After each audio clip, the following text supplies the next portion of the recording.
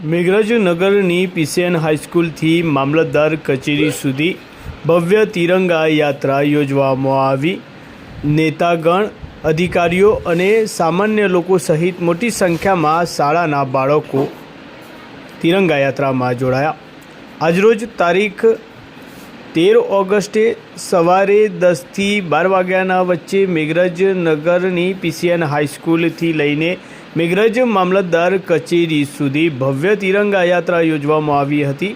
આ તિરંગા યાત્રામાં મેઘરજ તાલુકાના ભાજપ અગ્રણી ભીખાજી ઠાકોર, ધારાસભ્ય પીસી બરંડા તેમજ ભારતીય જનતા પાર્ટીના સંગઠન પ્રમુખ ભૂપતસિંહ સહિતના અગ્રણીઓ જોડાયા હતા। તેમજ ભારતીય જનતા પાર્ટી યુવા મોરચાના સદસ્યો, મેઘરજ મામલતદાર મનુસિંહ મકવાણા, ટીડીઓ સહિતના અધિકારીઓ કાર્યક્રમમાં જોડાયા હતા। ત્યારે એસપીજીના બાળકો